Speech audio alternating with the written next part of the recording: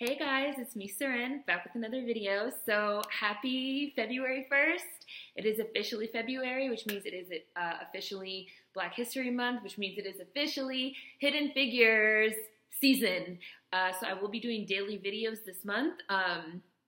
Every day will be a different hidden figure. So this is not a leap year month, right? So there will be 28 hidden figures. And today is Florence Beatrice Price. Oh, and ignore my scarf because I'm coming down with a cold. Like I can just like feel it in my throat, and I like having my throat wrapped up when I'm getting sick because I don't know. I think I read somewhere that like it's good to have your throat wrapped up because of like I don't know the glands or so. I don't know. So I'm trying not to get sick. Like I'm fighting this cold with everything that I have in me. So just ignore my scarf. But yeah.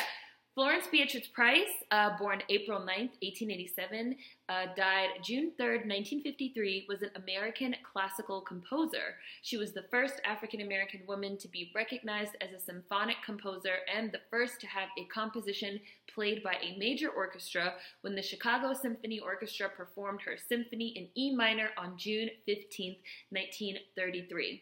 The work was later performed at the Chicago World's Fair as part of the Century of Progress exhibition. Florence Smith was born in Little Rock, Arkansas on April 9, 1887 to James H. Smith and Florence Gulliver Smith. Her father was a dentist in Little Rock while her mother taught piano and worked as a school teacher and a businesswoman.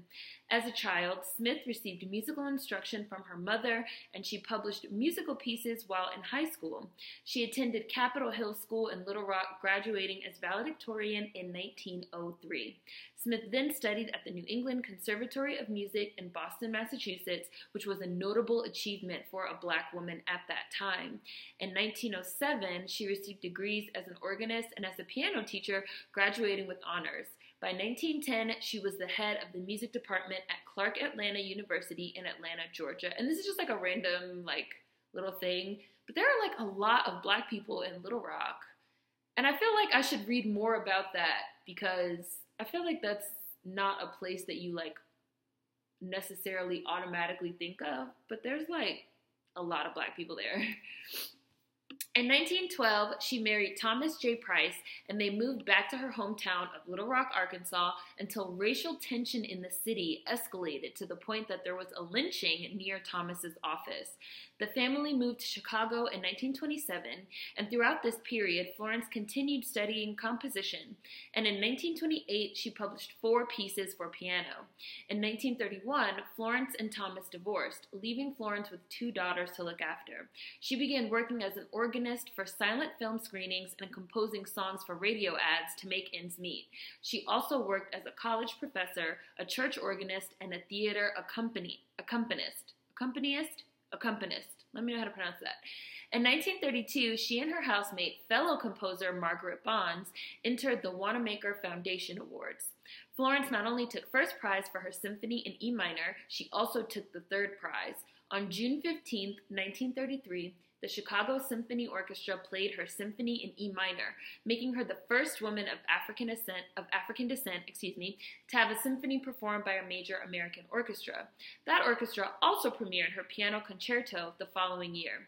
The music critic of the Chicago Daily News declared her composition a faultless work, a work that speaks its own message with restraint and yet with passion, worthy of a place in the regular symphonic repertoire. In her lifetime, Price composed more than 300 works, ranging from small teaching pieces for piano to large-scale compositions, such as symphonies and concertos, as well as instrumental chamber music, vocal compositions, and music for radio. One of her most famous songs, My Soul's Been Anchored in the Lord, was also performed in one of the most important concerts ever held in America. On Easter Sunday, 1939, a concert was held on the steps of the Lincoln Memorial, and the star performer was the contralto Marian Anderson. But because Anderson was Black, she wasn't allowed to perform in Washington, D.C.'s segregated Constitution Hall, and Eleanor Roosevelt, First Lady at the time, stepped in, and the result was an outdoor concert. If you guys haven't heard of this concert, you should definitely Google it, or I will include links to this concert in the description box. There's going to be lots and lots and lots of really interesting links about Florence Price in the description box. She was recently a profile kind of like a piece was written on her in the New Yorker, which was actually how I even heard about her because a good friend of mine read the piece in the New Yorker and suggested her for Hidden Figures. So make sure you guys check out the description box for links on Florence Price and also on this concert with Marian Anderson at the Lincoln Memorial. I'm from DC, so we kind of like, we learned about this in school because we learned about DC history, and it's a part of like DC history. But if you haven't heard about it, like, please read about it. It was really, really, really incredible. Anderson chose to close the evening with Price's haunting song. The concert was also broadcast on the radio, meaning that Price's music reached hundreds of thousands of people across America that evening. Again, this was like a super notable achievement for an African-American woman composer of classical music. Her musical style is a mixture of classical European music and the sounds of Black spirituals, especially the rhythms associated with African heritage, such as the Juba dance. Let me know if I'm pronouncing that wrong. Price's Southern heritage had an obvious impact on her work, as the titles for some of her pieces suggest: Arkansas Jitter, Bayou Dance, and Dance of the Cotton Blossoms. And also in the New Yorker piece, and there's also a really good piece over on NPR that, of course, will be linked in the description box.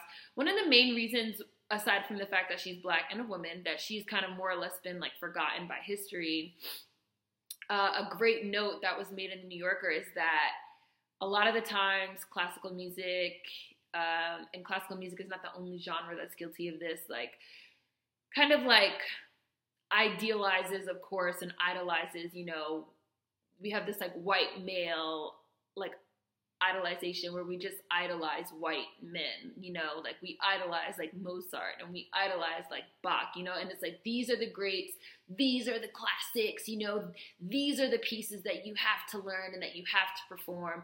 And there's really a kind of shying away. I like classical music, and there's really kind of like a shying away from things that are unique, things that are different, things that are maybe a little bit more creative and inventive and out there. And Florence Price was doing really unique and inventive and creative things, specifically because she was not shying away from her, you know, her Black American heritage. She was really inserting it into her pieces, and those white men just didn't know what to do with her. And I'm also going to include links, YouTube links to some of her work in the description box as well. Please check it out. Price died in Chicago. Did I just say Prince? I might have. Price. Price died in Chicago on June 3rd, 1953, while planning a trip to Europe. In 1964, a Chicago elementary school took her name as its own in recognition of her legacy as both a Chicago musician and an important Black composer. And I want to read this quote. In a 1943 letter to the conductor, Russian conductor, I'm sure I'm going to butcher this, Serge Kosevitsky? Let me know. She introduced herself thus: "My dear Dr. Kosevitsky, to begin with, I am a composer with two handicaps, those of sex and race. I'm a woman and I have Negro blood in my veins." Florence Price, a hidden figure, the first hidden figure of 28 days of Hidden Figures for Black History Month. I had a really good time doing this series last year. So last February was when I introduced the Hidden Figures series, doing daily videos, and I'm really looking forward to doing it again. And I am still going to be doing my regular videos as well. So just really looking forward to it. Hopefully you guys enjoy this one. Again, lots of great links in the description box. Please check her out. See you guys next time. Peace.